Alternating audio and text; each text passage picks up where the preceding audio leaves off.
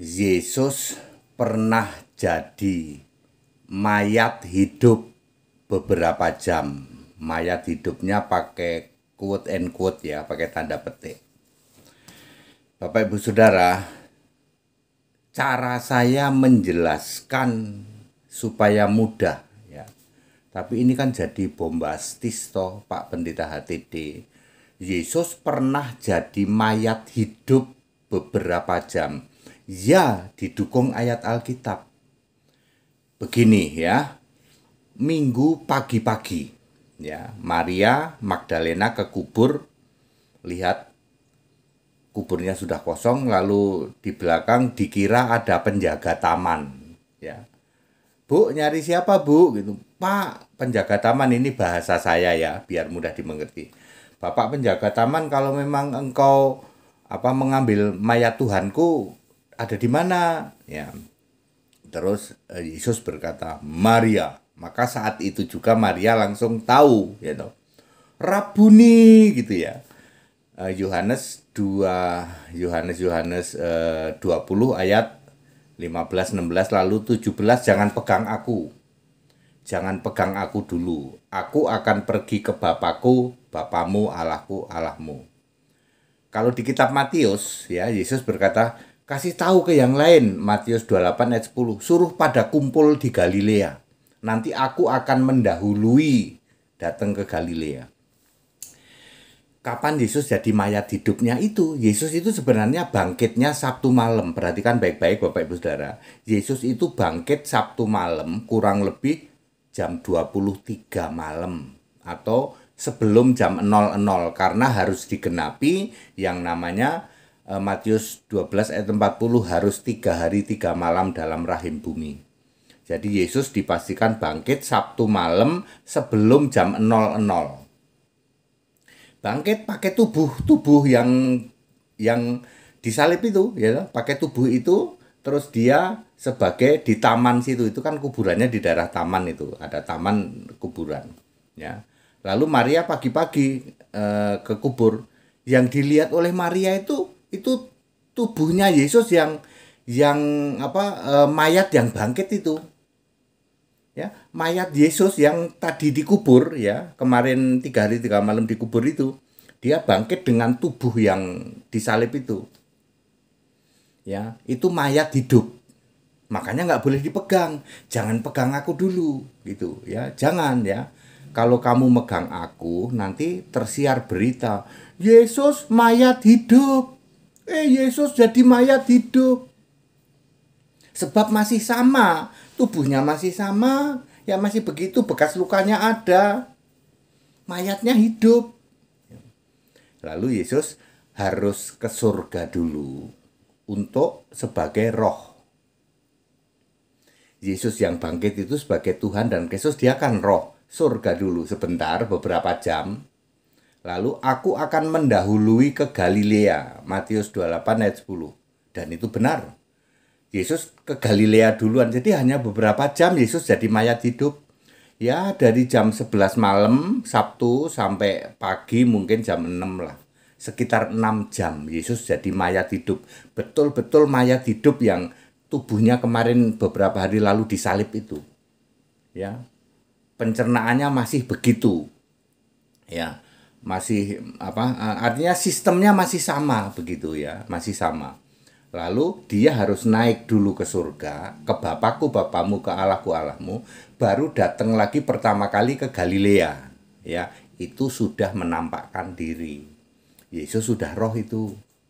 Nah, waktu di situ boleh dipegang dan tubuhnya sudah beda. Darahnya sudah beda, mungkin udah nggak ada darah. Sistem pencernaannya juga sudah beda.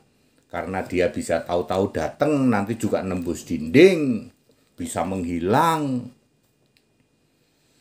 Perubahan dari mayat hidup, saya memakai tanda petik mayat hidup ini memperjelas saja ya, supaya Bapak Ibu Saudara lebih mudah memahami ya.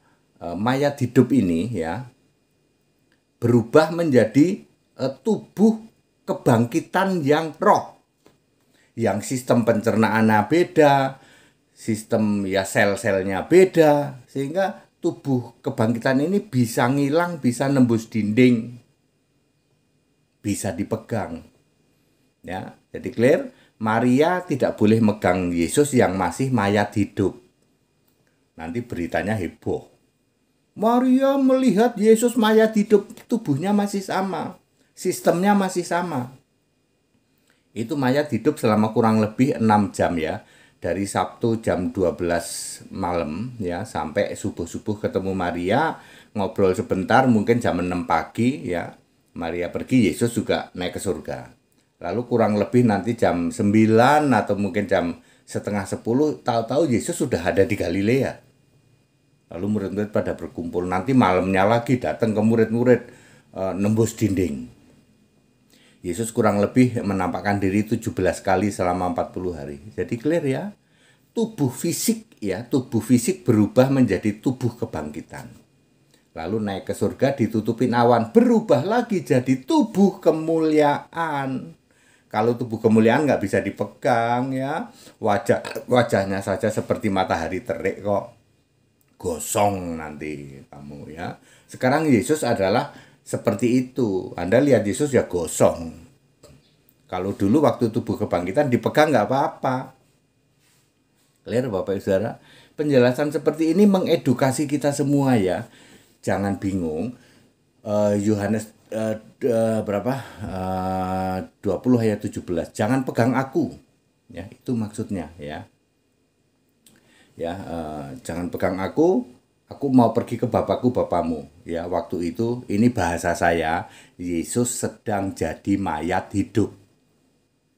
Supaya mudah Anda pahami ya, tubuhnya masih sama dengan waktu disalib, dagingnya masih sama. Lalu dia perlu ke Bapakku, Bapamu supaya berubah jadi tubuh kebangkitan yang roh.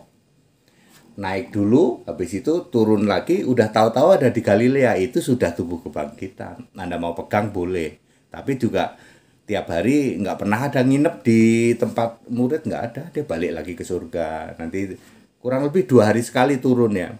Yesus itu kan 40 hari menampakkan diri 17 kali ya, kurang lebih 2 hari sekali lah. Naik 2 hari sekali, nanti turun ya, seperti itu. Ya, clear ya Bapak Saudara. Jadi Yesus pernah menjadi mayat hidup ya, selama beberapa jam ya, sekitar 6 jam lah ya.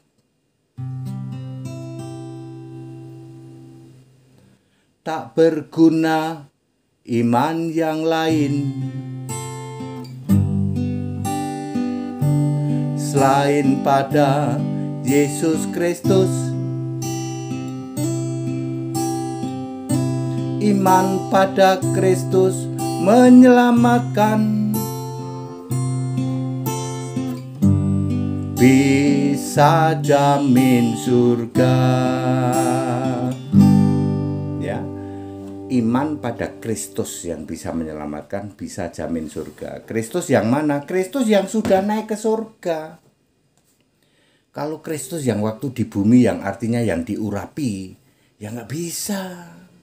Ya, jadi jangan beriman pada Kristus yang artinya yang diurapi, Kristus yang artinya Allah. Ya, Bapak Ibu Saudara ya. Jadi very clear. Mungkin ini menghebohkan. Yesus pernah jadi mayat hidup, itu bahasa saya supaya mempermudah. Anda akan kesulitan menjelaskan kenapa Yesus tidak mau dipegang. Jangan pegang aku, karena dia masih mayat hidup. Ya. Itu paling simpel, jelasin paling simpel seperti itu ya.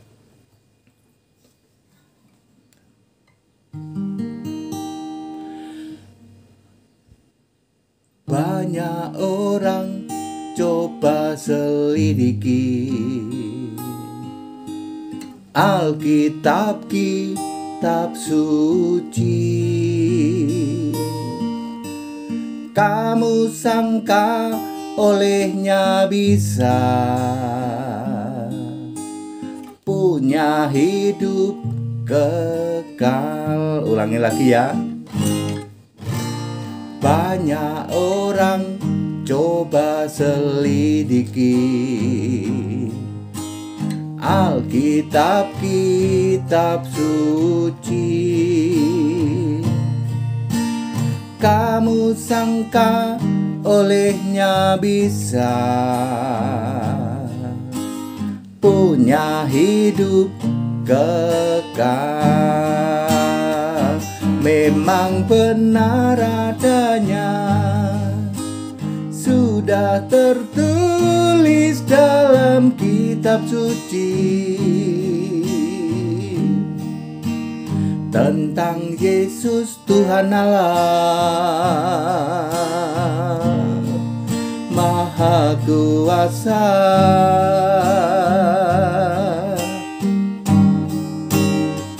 Namun engkau tak mau datang padanya untuk memperolehnya. Anugerah selamat itu kau tetap binasa. Haleluya Bapak Ibu Saudara. Jadi very clear, Yesus pernah menjadi mayat hidup, quote and quote ya, dalam tanda petik, selama beberapa jam. Pakai ayat Alkitab tidak bisa dibantah, ya. That's it. Kita Indonesia, kita Pancasila. Bagi Anda yang masih sulit memahami, kami itu bingung Pak, pusing. Penjelasan pendeta HTD ini bikin pusing, bikin merah kuping, tapi bener Alkitab. Iya, Alkitab nggak bisa kamu lawan. Ayo, siapa bisa jelasin Yohanes 20 ayat 17 kenapa Yesus nggak boleh dipegang? Paling mudah menjelasinya, Yesus sedang jadi mayat hidup. Clear toh? Clear, ya? Ya, ya, very clear ya. Kita Indonesia, kita Pancasila, toleransi harus, keberagaman wajib disyukuri. Oh ya, ada yang Pak HTD kenapa sering ketemu sama mereka-mereka para mukhalaf? Ya nggak apa-apa, itu sahabat-sahabatku kok. Ya, tidak apa-apa. Ya, ya, saling berbagi ya, mengedukasi umat masing-masing. Ya, tidak ada itu Pak HTD, biar Pak HTD sini. Saya sering dicandain kan, Pak HTD kapan syahadat? Lu aku syahadat tiap hari yo. Ya, siapa dia aku syahadat ya. Menyatakan iman pada Yesus Kristus satu-satunya Tuhan Allah itu kan syahadat. 1 Korintus 8 ayat 4 sampai 6 ya. Ya nggak apa-apa ya Bapak Ibu Saudara, itulah indahnya kita Indonesia, kita Pancasila. Harus ada orang yang very clear. Nah, menjadi masalah kalau Anda nggak very clear dengan Alkitab. Ketemu sama mukhalaf berantem, hujat, caci maki. Kalau sama HTD enggak. Tanya, kita perlu very clear dulu. Anda bisa very clear Alkitab enggak? Nggak akan bisa, karena kamu tidak menyembah Yesus, itu intinya. Ya, jadi kita ngomongin yang lain juga ya, nggak apa-apa ya. Kalau Anda nggak nyembah Yesus, Anda nggak bisa paham Alkitab. Anda ketemu debat sama mukhalaf yang ada hujat, caci maki. Debat kok merasa menang. Hore, kita rayakan, kita menang. Dari mana Anda bisa mengatakan debat menang? Ya, ya, apanya yang bisa disebut menang? Allahnya beda, Tuhannya beda. Nabinya beda, meskipun namanya sama, nama nabi sama, sebenarnya beda orang. Apanya yang Anda bisa menang, gitu? Namanya berdialog dengan beda keyakinan itu tidak ada kalah menang. Kita mau merayakan kemenangan Pak, makan lontong sayur sambil tepuk tangan haleluya ya. Tahu nggak ya? Di mata saya Anda itu justru yang kalah itu, ya. Anda ya, kalau saya lihat debatmu sama mukhalaf itu justru yang kalah kamu. Kalau dibilang menang kalah, kalian yang tidak bisa jawab.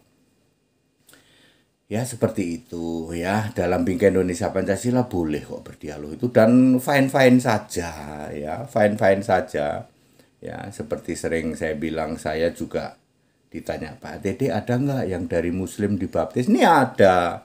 Bawa ke sini Pak. Ya settingan nggak? Enggak. Tanya langsung sendiri, nanti dikira settingan. Tanya aja. Ya, nggak cuma sekali, berapa? 3 kali. Dan pada saat debat ya, Ini saya debat nih sama mualaf nih, ya kan, tinggal di hotel. Di hotel itu saya membaptis loh. Setiap kali debat saya selalu membaptis di situ. Ada aja yang datang, Pak minta dibaptis tanpa sepengetahuan mereka. Sepertinya kita berenang-renang padahal kita sedang baptisan itu di situ. Ya, ada 2 orang itu selalu begitu, ya. Ya nggak masalah apa-apa, ya. Ada yang dari mereka Pak? Ada, ya. Ini saya nggak bohong loh ya. Saya baptis di hotel gitu. Ada dari kelompok mereka, ya. Seperti itu. Ya. Ya Bapak Ibu Saudara, kita Indonesia, kita Pancasila. Berdialog boleh ya, tapi pahami dulu kitabmu. Dan saya mengikuti teladan Yesus ya. Yesus tidak pernah nanya tentang kitab orang lain. Yesus mengutip Alkitab, tapi tidak pernah mengutip kitab yang diduduki, yang disebut Tanakh maupun Talmud. Saya kalau debat tidak pernah sentuh-sentuh kitab mereka. Saya hanya pakai Alkitab, satu-satunya kitab suci. Padat, singkat, dan clear, Bapak Ibu Saudara, tetap pegang firman Allah ya. Tak berguna iman yang lain, gimana lagunya? Selain pada Yesus. Saya cipta lagu ini udah agak lupa. Tak berguna iman yang lain selain pada Yesus. Iman kepada Yesus menyelamatkan, jamin masuk surga. Nah benar, diulang. Tak berguna iman yang lain selain pada Yesus, pada Kristus. Iman kepada Kristus menyelamatkan, jamin masuk surga. Yesus juru selamat bagi semua orang yang mau percaya dan bertahan sampai akhirnya. Jangan pernah beriman kepada selain Kristus, kau kan binasa pasti selamanya.